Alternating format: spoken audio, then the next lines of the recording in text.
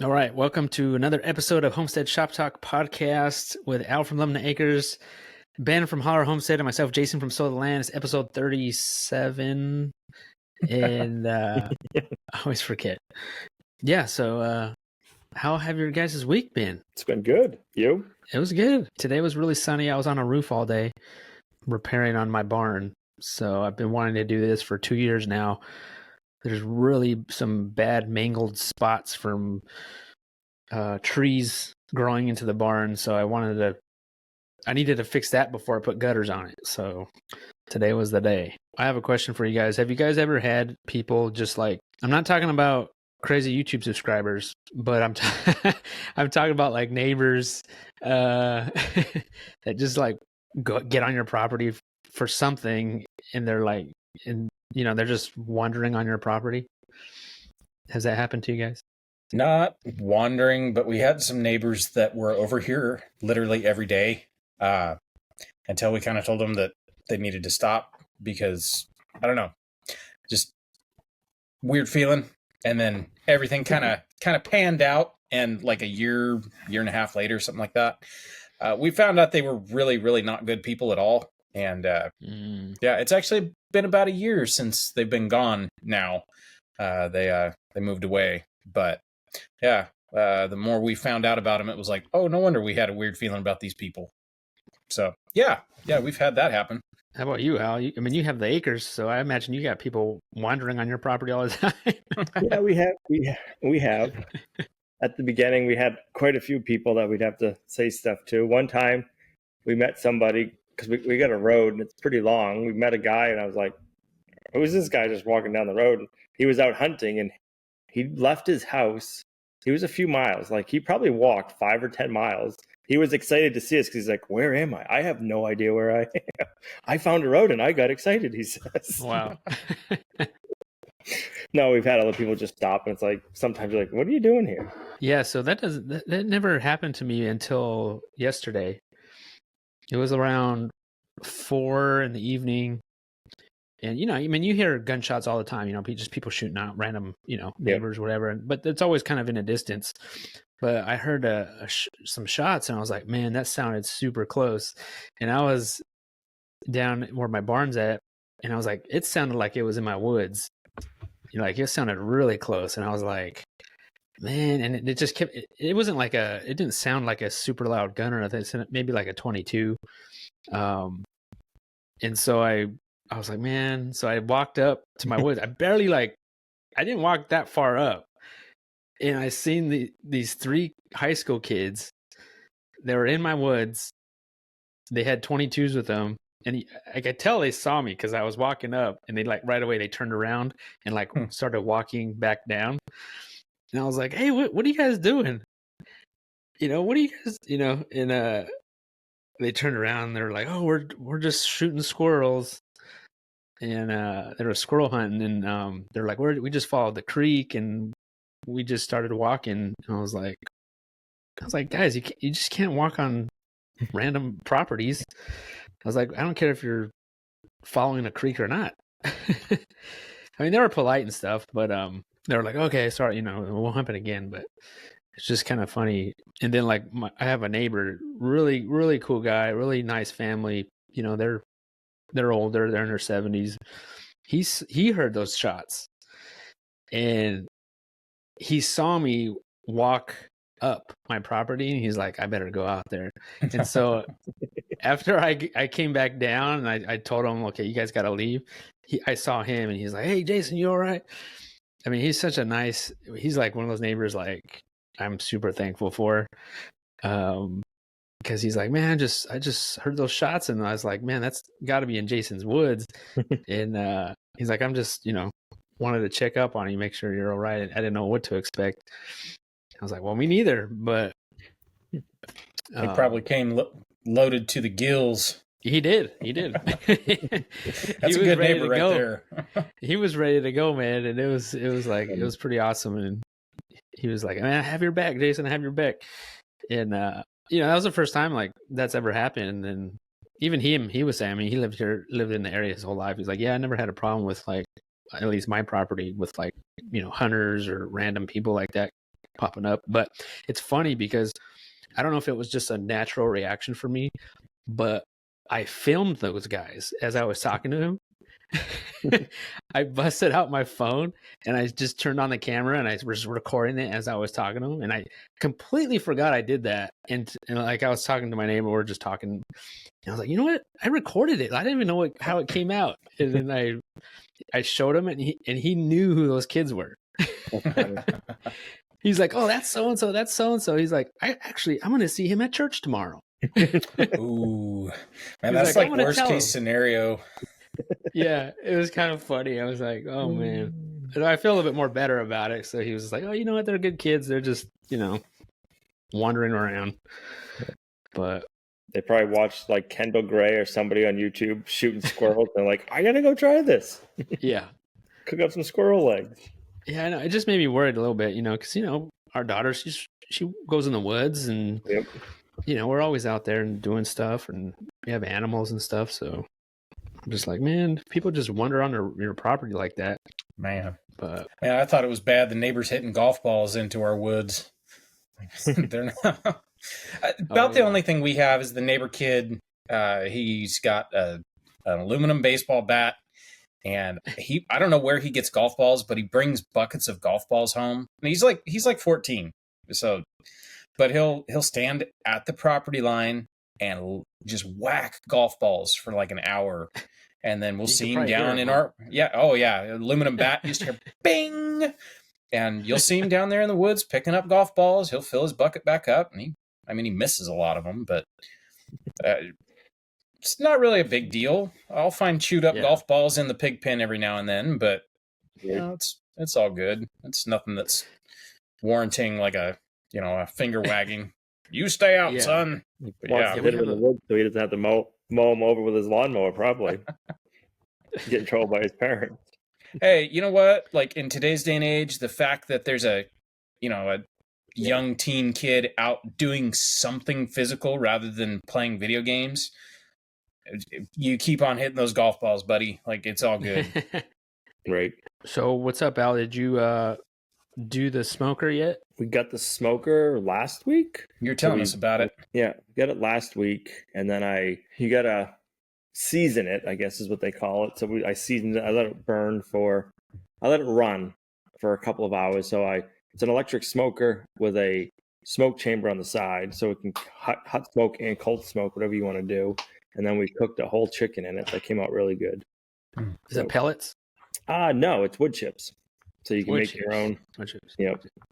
So I used, I'm trying to think. It came with the chips. It was beech chips. We have a lot of alder trees on our property, or alder bushes, whatever you want to call them, because I wouldn't call them trees because they're just kind of more like a shrub like that. And that's supposed to be really good for smoking. So I got to figure out the best way to make chips that are dried from our alders. Mm-hmm. It'll be fun trying everything out. Cold smoking the bacon. So I think we have 1.5 pigs' bellies worth of bacon we need to cure up. So that's a lot of bacon. Yeah. I think that's what I'm getting ready to do this week.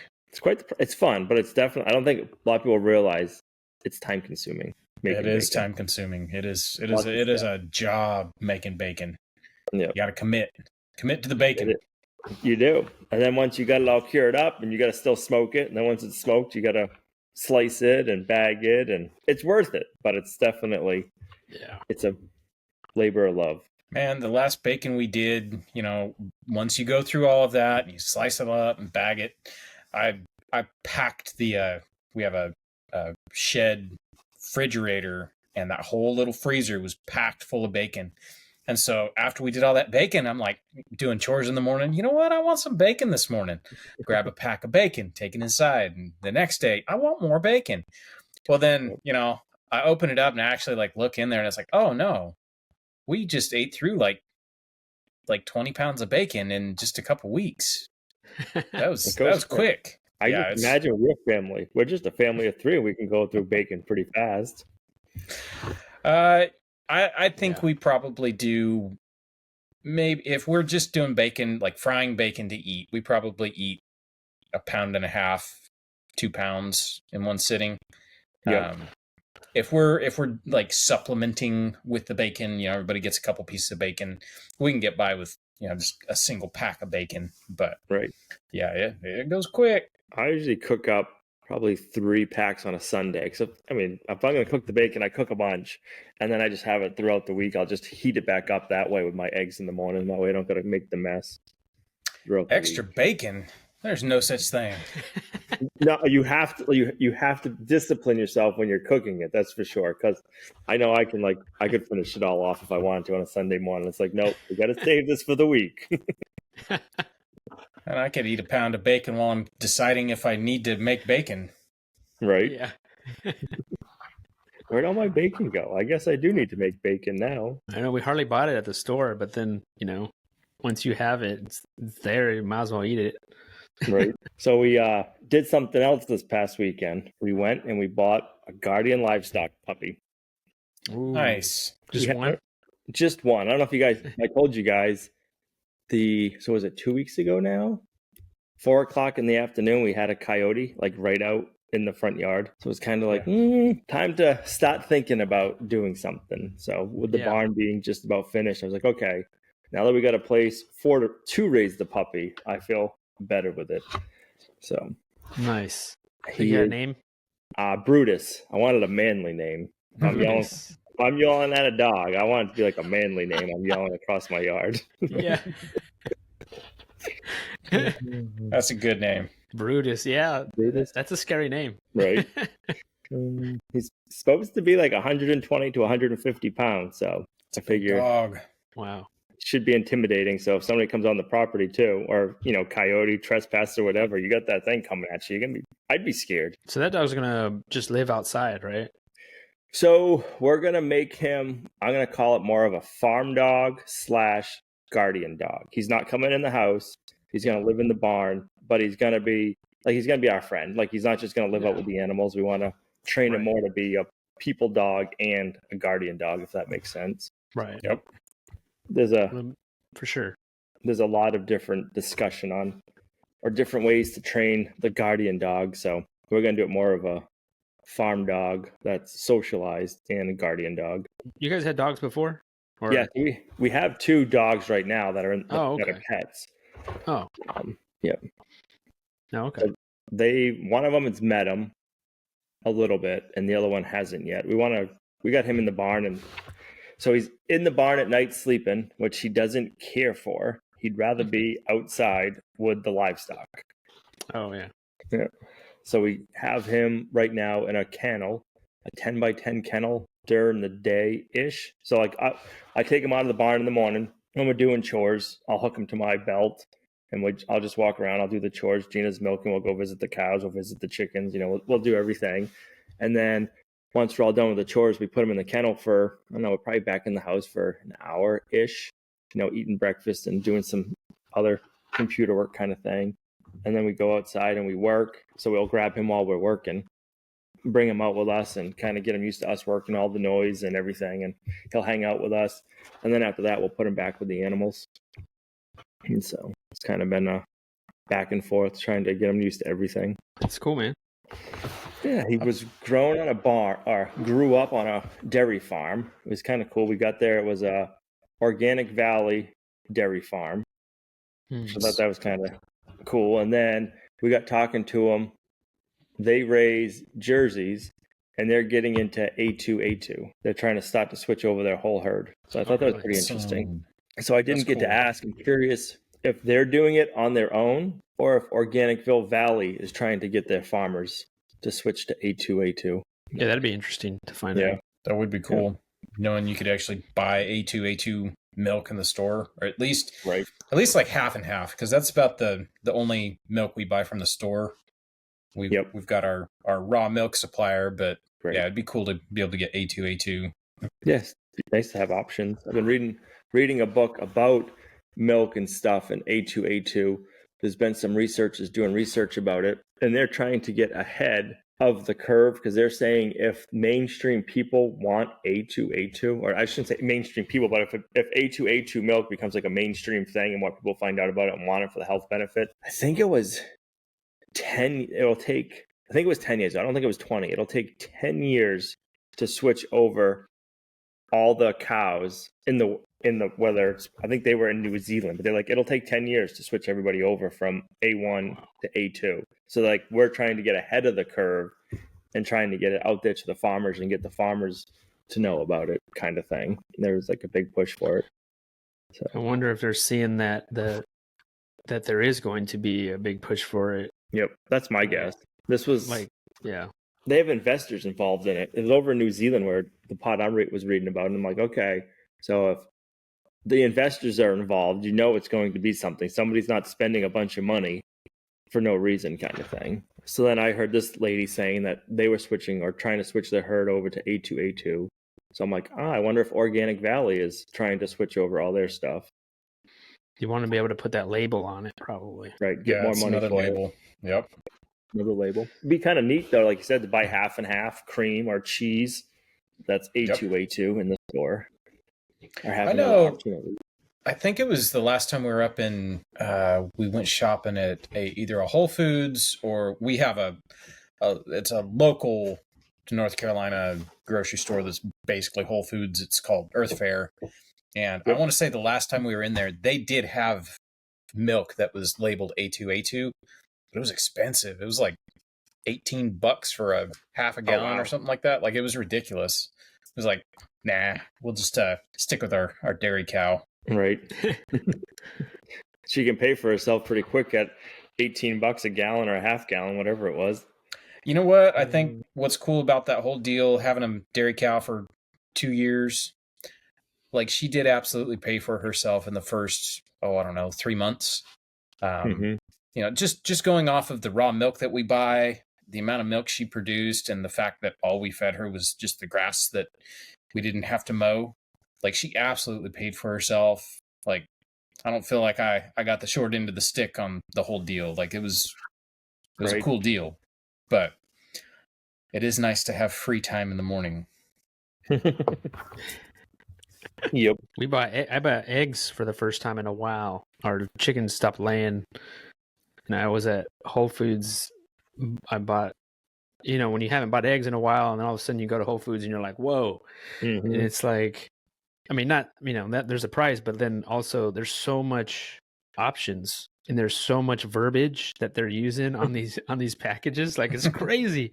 Like, they're organic, pasture raised, like they're even using the word regenerative, like all these buzzwords or whatever, different names and just trying to get you to buy those eggs. It was pretty wild. I was like, man, it was so many options. Before it was like maybe one option of organic, maybe organic, and that was it. But now there's like so many, and I think I paid $6 for organic pasture raised eggs. A dozen. I think we're like $7.99 if we have to buy them.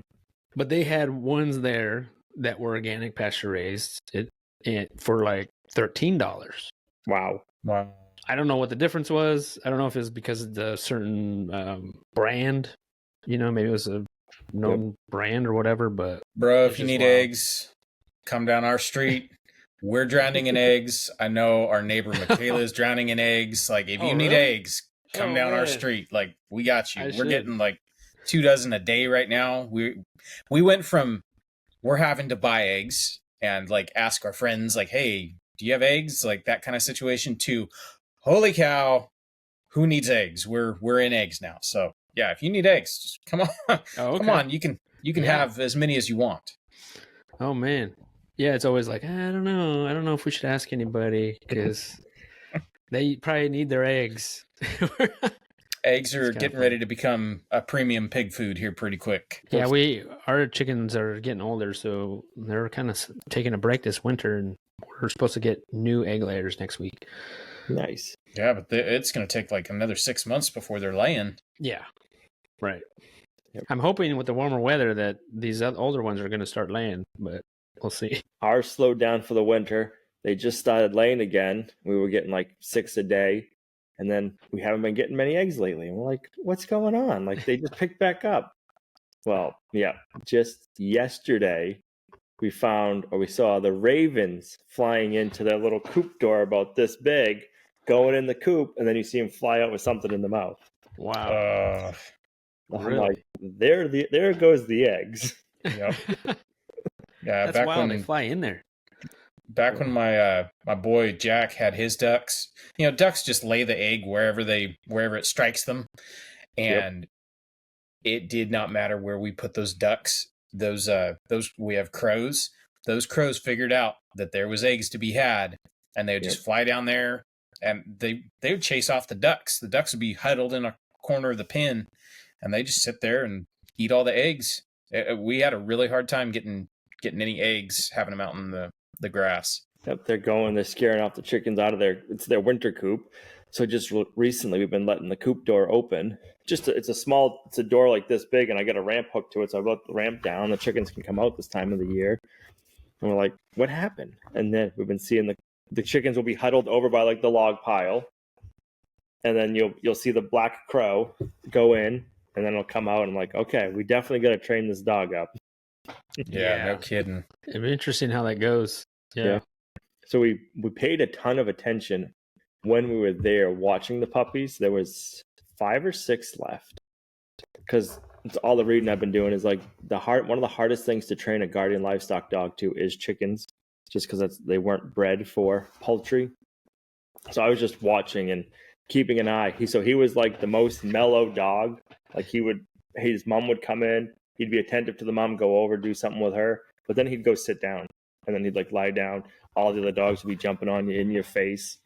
So, and then he'd go lie down, or he'd come over, he'd pet you, but then he'd go lie down kind of thing. So I was like, kept my eye on him. We did some different stuff, and I'm like, I think that's the one we want, and that's the one we got. Because I'm like, okay, I think this one's going to be the chillest with the animals. And so far, he hasn't bothered the chickens. Like he'll go over, he'll lick them or sniff them, but he doesn't try to chase them. He doesn't bark at them. So it'll be interesting to see how all goes.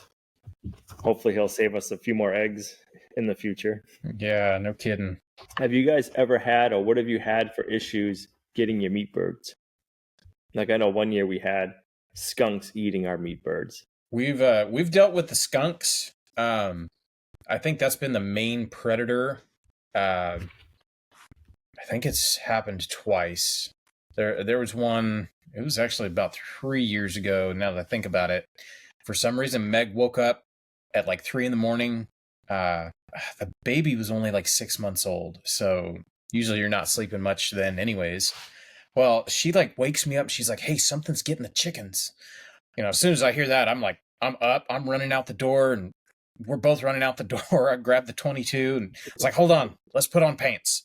So I don't know why, but my thought was like, I don't want to be running around the yard with a gun and no pants. Like, come on. So we go running out there, and there was one in there, and it had probably murdered half the coop. And it was like a young skunk. It was like I'd say like a teenage skunk. It wasn't very big, but it was romping. Like, when a dog goes crazy and starts running around, or a cat, that's what it reminded me of. It was just like bouncing happily, and it would chase the chicken down, grab it, bite its neck. And so I was able to shoot it, and of course when you shoot them, they spray. Oh man, it was rank. That corner of the yard stunk for 6 months. Like, even with all the rain we get, it was just like every time if I had to mow over there, it was just like, ooh, I know exactly where that skunk was. But yeah, other than that, the heat has been the next hardest thing to deal with. I haven't had any problems. I haven't had any issues. I've never lost a meat chicken to a predator. Yep. Knock on wood. Because I know that's going to happen one day, but I haven't had that issue yet. We had it happen, I think 2 or 3 years ago. We lost.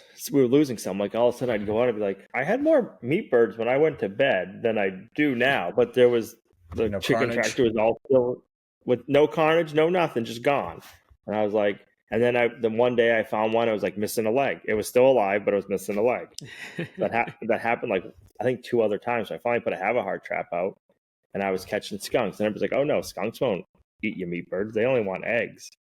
And then we were getting raw milk from a farmer, and he was raising his pasture-raised meat birds. And he's like, oh man, like these skunks, they're eating my meat birds this summer. And I'm like, I'm having the same problem. That's all we've had so far for predator pressure with the meat birds is the skunks. I found that interesting. Yep, I've heard the same thing. People are like, oh no, skunks, they just, like you said, they just want eggs. Well, that has been the number one predator. We've had no pressure from raccoons, no pressure from possums. It's been the skunks every single time. Or the rats. If I don't pay attention to it and start, keep up with the traps and stuff like that, because we've got a couple deadbeat cats that don't catch rats. I think they're actually friends with them. But yeah, the rats, every once in a while, I guess they decide to bore out a chicken.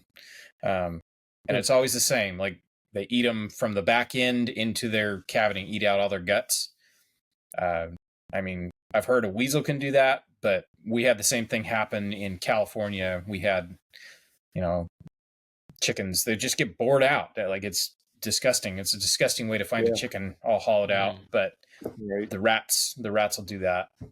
But yeah, other than that, like, rats and skunks have been our biggest problem. I got a new term. I got a new term for this pasture raised chicken stuff. The kids came up with the term. They're like, no, they're not pasture raised, they're pasture caged. I thought that was a pretty creative term, pasture caged. It's like, yeah, that's actually more accurate, because like, they're not just wandering around the pasture. You have them in a tractor, a cage. Like, yep, that's the new label for your chickens out on grass. Yeah, you got to put that label on the package. So my week is kind of a short week. We've been dealing with the county. There's some stuff that they didn't like with our building. They want us to change where the living quarters are.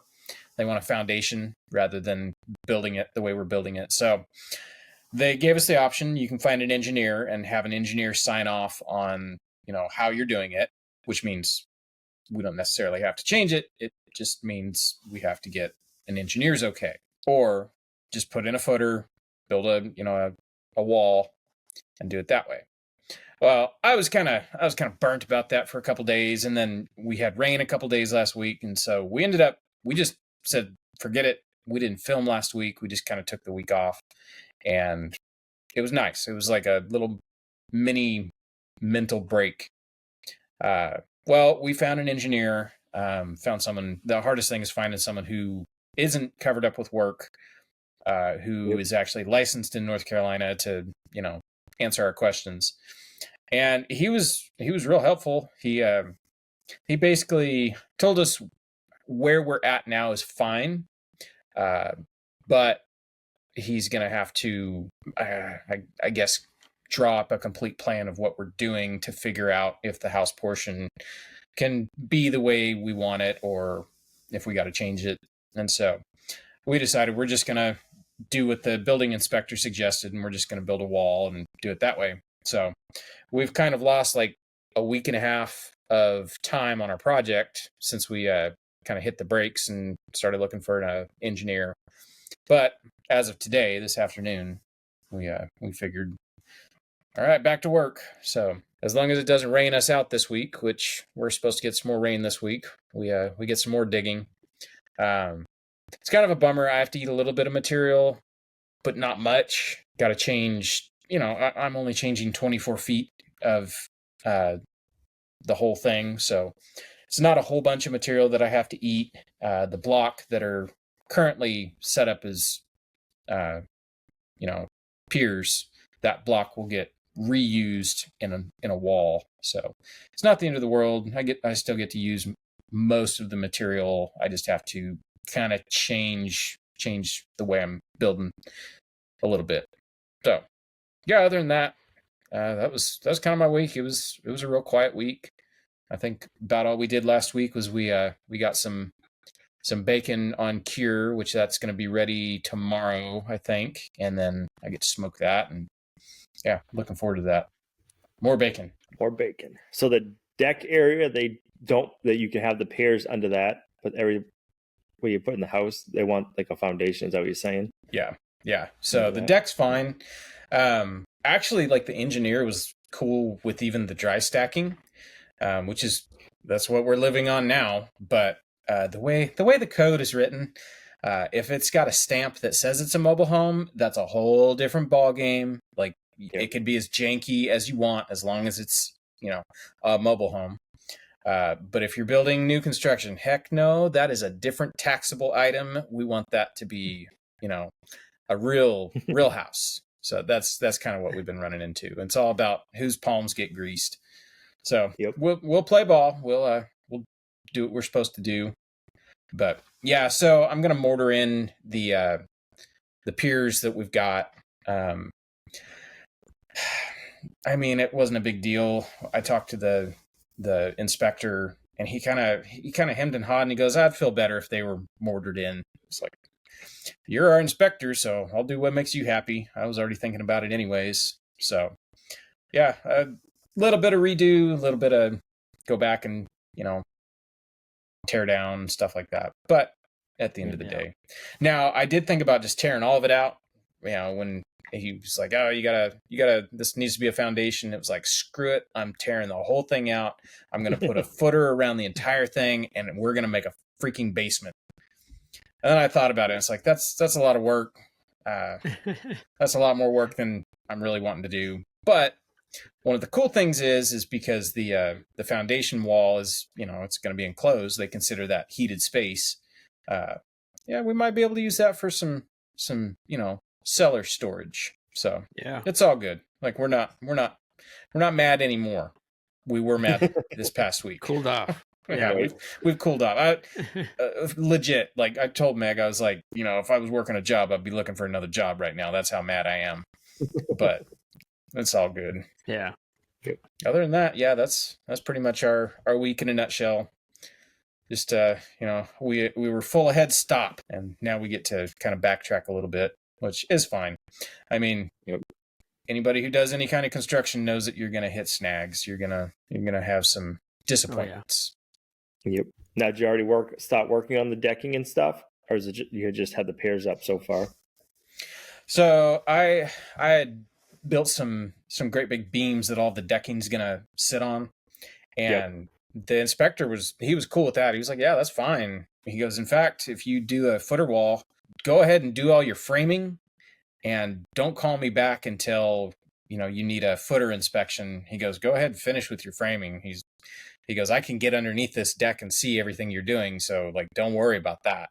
So I've had the green light on that, but then the red light on the house portion, and so it was just like, well, I'm not doing any of it until we know which direction we're going, which is kind of frustrating. At least you don't have to tear any major other construction apart. Yeah, I was afraid of that, but I've got to take down 9 piers where the house is.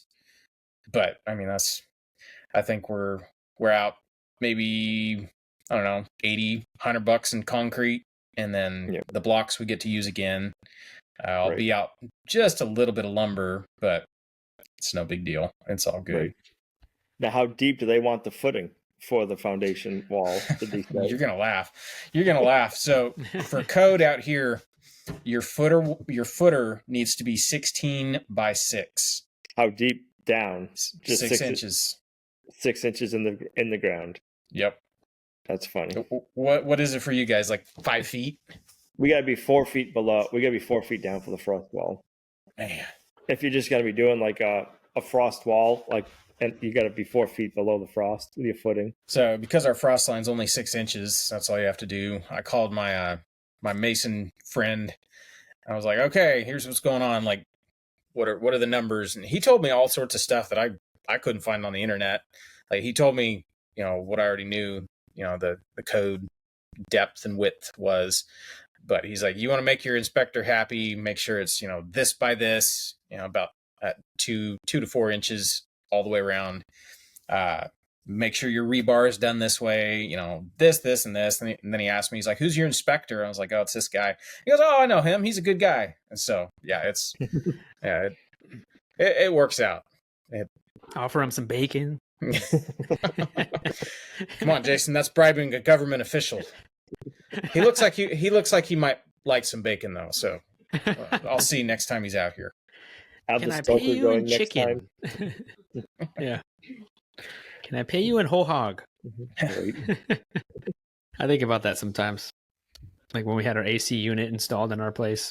I wonder if I just bring it up, if what they would say. Can I raise a pig for you guys? You know, I think what's weird is like having the friends we have where, you know, the majority of everybody we know, the circles we run in, everybody raises their own meat. Everybody, you know, eats the way we eat. And you kind of take for granted that not everybody's into that. You know, Yeah. I think like my top 5 people I could call right now, if I said, hey, you know, you want to trade pork or beef or whatever, they'd be down. Yeah. But the majority of normies out there, well, it doesn't say like USDA anything on it. Is that safe to eat? Or yeah, you're more likely to do it to like somebody who's just working for themselves versus like a company. Yeah. You know? Yep. But it has crossed my mind though. One of these days I'm gonna get the nerve to like ask them. Can See we what trade meat and eggs and stuff like Yeah. that? Hey, you know what? Just like a dead serious face. Yep. I honestly, where I'm at with that, if our economy like completely goes the way of the dodo and, you know, there is like a huge crash, absolutely bartering will become a thing, but we're not there yet. Yeah. We'll be the ones holding like the golden nuggets. You got food? What? Yeah. So how bad are your inspectors in your having to pull permits down there in your guys' area? So when we moved here, the requirements were not that bad, and they changed it all in the past couple of years. Yep. And basically, they updated. They brought our county into the 21st century, and just between building this and now, you know, they want a permit.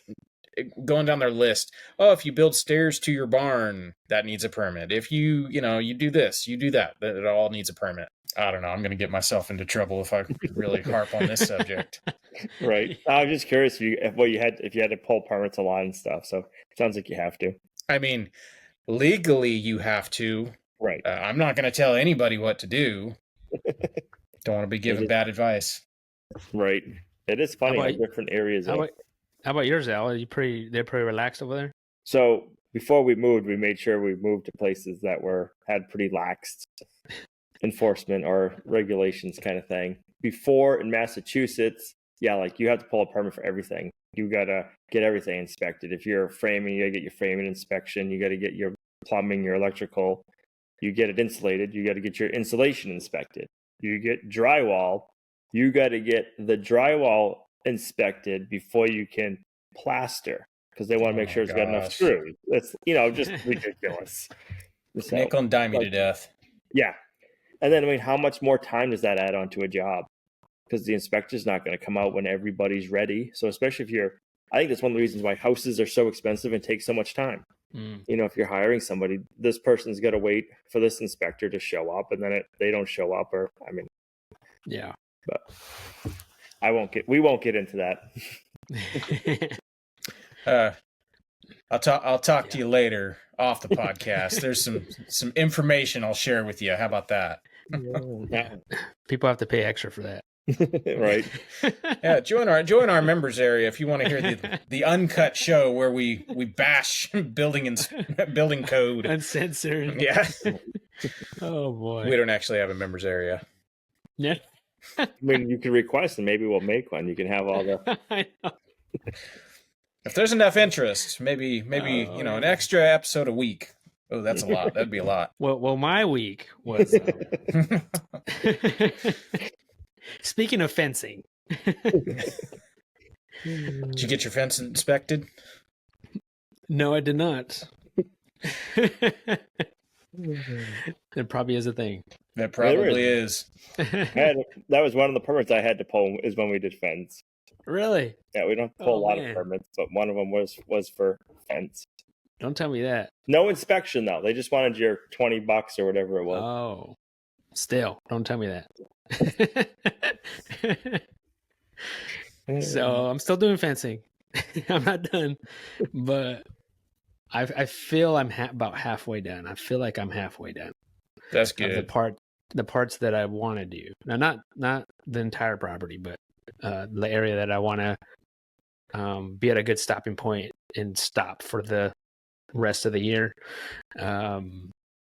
So that's why today I took a little break from fencing and worked on my roof, my barn roof, and I got that done.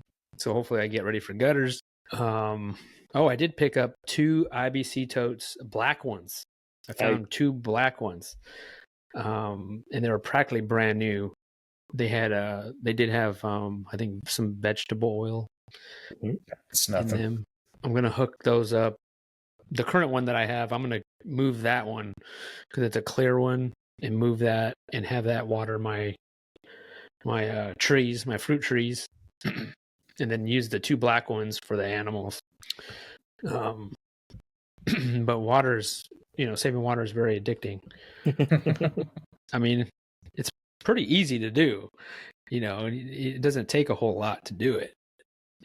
Of course, it just has to rain. But the other day, it rained so much that one day, I guarantee you, those 2 totes, if I hooked them, they were hooked up, they would have been full. Are these going to go on your barn roof? On the big barn? Not my big barn. I mean, I don't know. I don't know if I'm going to I'm maybe eventually, but I feel like I'm going to have to use a pump to pump it all out because it's on the lowest part of my property. Yep. And it's like, I don't really need it there. Right. We don't really run animals there. I feel like the water is just going to sit in a barrel and just sit there, unless I pump it out somehow. So I'm going to end up putting them in the middle of my property where my little barn's at. Either there or the one connected to my big one, my 1,000-gallon one, and have that be just another separate one. So I did slice off some of that cured ham I did, and I mailed it to my dad. And he just wanted to do this. He was just like, I'm going to do a blind taste test. I'm going to go to the store and buy some of that ham, prosciutto, I guess, or closest to it he found. I guess Boar's Head was selling some at this local grocery store, and he bought some. And he said he did a blind taste test, and he said the only difference was that the one at the store was way more thinly sliced than what I gave him. Like, it was like paper, like you could see through it. Yep.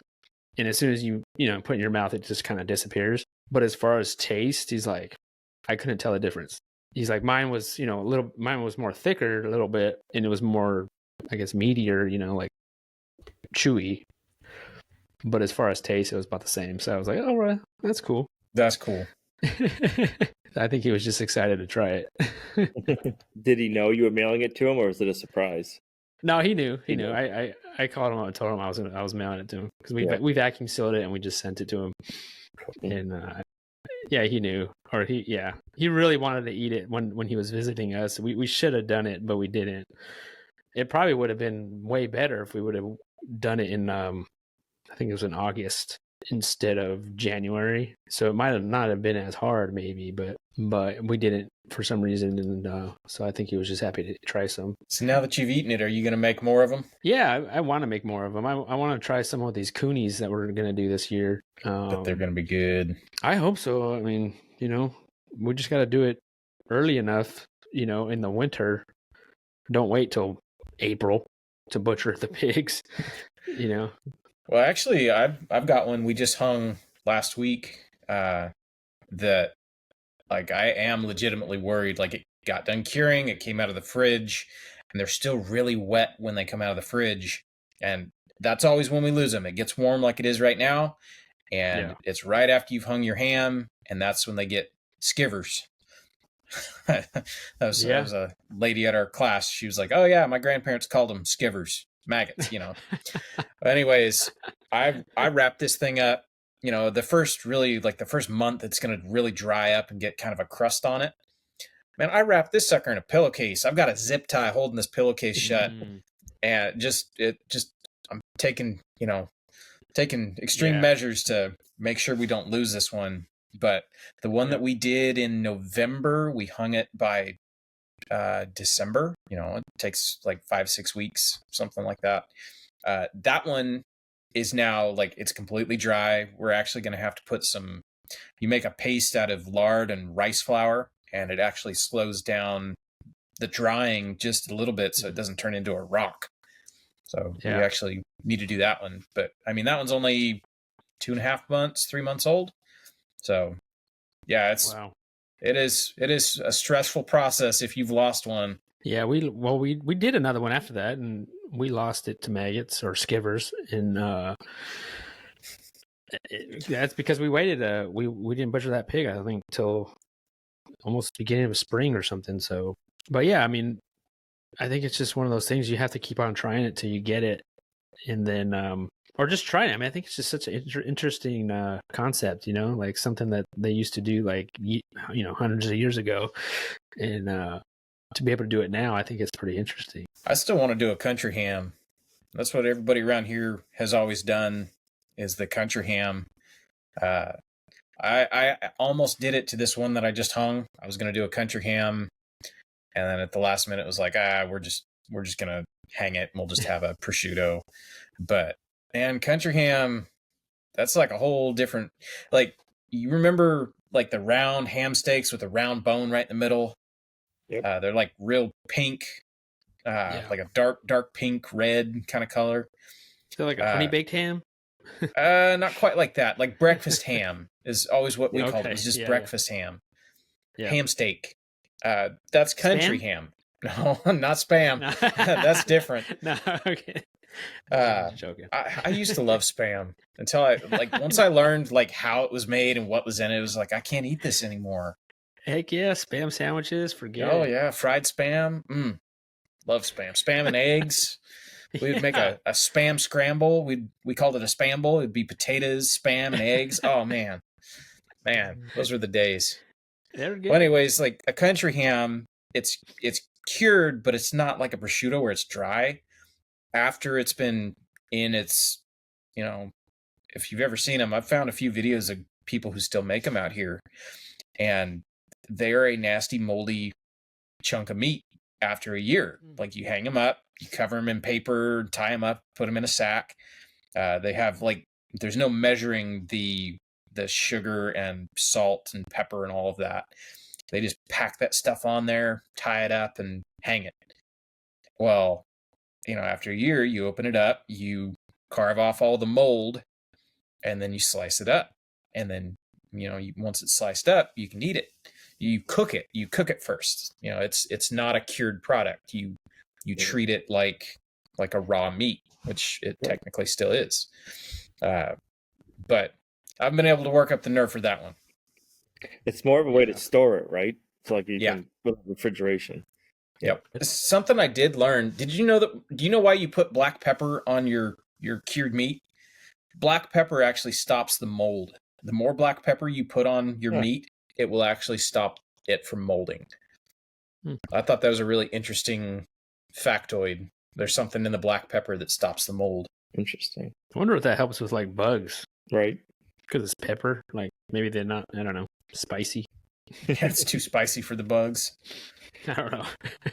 Just an idea. Put some ghost pepper on it. Ooh. Yeah. We did get a box of oranges, California oranges this week from a YouTube subscriber. Oh, nice. Which is amazing, which is awesome. Once in a while we'll get stuff like that, man. It's pretty cool to get stuff like that. Because they paid a lot for shipping. Oh, yeah.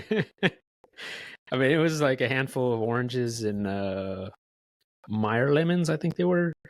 But man, I haven't had a California orange in I don't know how long. It just reminded me of, because my grandma had a tree in her backyard, and you take it for granted when you live there. Yes, you do. You just go there in backyard. I got all these oranges. Just come over and get them. Or lemons or whatever. I'm just like, you take that for granted, but not having it for a while, it's like, man, this reminds me of grandma's backyard. Yeah. Grandma's backyard. It was awesome. It was awesome. So thank you guys, whoever sent me that. I don't have the name in front of me, but it was great. We actually ordered oranges I don't know. I think we've ordered them 3 times. Oranges, and we really like. Do you know what a pomelo is? Have you ever eaten one of those? So a pomelo is basically what they started with. It's the original. It's one of the 4 original citruses that all citrus come from. It's the granddaddy of the grapefruit, and so the flavor of it kind of tastes like a grapefruit, but like a grapefruit that you dumped a pound of sugar on. Like, they usually aren't very sour. They're more sweet than sour, but I mean they can be the size of a basketball. So we usually every time they come into season, we'll order them, and it's like a huge box, and there's only like 8 to 12 in a box, and so when we eat them, we all gather around, and we'll peel one and break it up and all share it, that kind of thing. But man, they're freaking delicious. They're so sweet, and some people don't like grapefruit, but having these and a grapefruit are not the same. This is like what grapefruit wishes it would be. So we got some of those probably about 2 weeks ago. Got a whole bunch of blood oranges. Have you ever had a blood orange? Yep. Nope. Man, if you got a good blood orange, it tastes like orange and maybe like blackberry is what they taste like. It's like a berry flavored orange. And depending on what variety you get, when you open them up, they actually look like steak. Like they're just dark red. Some people are turned off by them. I used to bring blood oranges into work, and I'd be sitting there on my break eating a blood orange, and people would be like, "What's wrong with your orange?" It's like, "Oh, it's a blood orange," and they just get all heebie-jeebied out. And they're just, "Oh, that looks disgusting." I was like, "Well, it's not." Wow.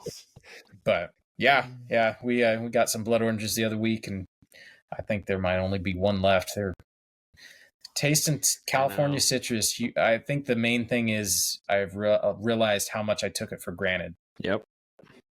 That and avocados. Yep. We had like 4 giant avocado trees at our house in California. Okay. Like these things are like, I don't know how old they are, because it takes a while for these trees to grow and to actually produce. And these were things taller than a house, and we just get baskets of these avocados. It was like amazing. Now you pay big bucks for avocados. Yeah. $2 to $5 an avocado at the store. Right. Yeah. Yeesh. I need a heated greenhouse or something. That's where I'm at. That'd be pretty cool. Like, put in a greenhouse, figure out a cheap way to heat it, climate control, and then you start growing avocados, citrus, maybe some papayas or something like that. That'd be cool. That'd be awesome. Yep. We're going to a tractor show this weekend. So the day that this airs, it'll be that Saturday. We're going to Maine to a TYM tractor show. Oh, nice. So what do you do there at the tractor show? You just walk around? We just walk around and we meet and greet and talk with everybody that ends up coming out. I don't know how many people it was last year, but it was the first time we ever did an event. And I think we were on our feet for like 8+ hours just talking with everybody. So, yep. It was fun. You get a lot of people like that notice you or that know who you are? Yeah, so we're asked to go, and then they advertise that we're going to be there. Last year it was us, Stony Ridge Farmer, Hank Hamilton from Hamiltonville Farms, and then Tony from Tony Tractors Adventure. So there'll be I've seen his videos. Yeah, so it'll be me, Tony, and then Hank will be there this year. Well, since you're there, put in a good word for me. Tell him I need a tractor. Right. I will. I'll let him know. I think it's in your neck of the woods. What's that? I think the factory is in your neck of the woods somewhere, down south somewhere. I don't know. Just slip him my business card. I'll tell him. Say, here's his email. Send him an email. Yeah, tell him this guy's hurting. This guy's breaking his back. He stole his buddy's tractor for a week and he needed it back. Now he needs his own. Yeah. Yeah, tell him that wasn't mine. That was not my tractor. So if they just happen to see it. Yeah, I noticed every single video he's like, "This is a borrowed tractor. This is my buddy's Ben's tractor." It's like, yeah, that's right. Don't get confused. I didn't buy this. I don't have one. Right. I know every video I'm saying it. Everyone's like, "Oh my gosh, get this guy a tractor." Yeah, it'll happen. That's pretty funny. Yeah. So, so I appreciate everyone listening. And, you know, a lot of you guys liked Billy on last week. Some of you guys are kind of iffy, not sure about it. But, you know, from time to time, we're going to switch things up and have guests. And I think it's just, you know, just be more fun and be more interesting. And, you know, just to talk to other person, and there's other people more knowledgeable than us, or just in different areas. So I think it's pretty cool. So I appreciate everyone watching and listening to the podcast, and hopefully you guys have an awesome week. Thank you, and we'll see you guys next week. Have a good week, guys. Later, everybody.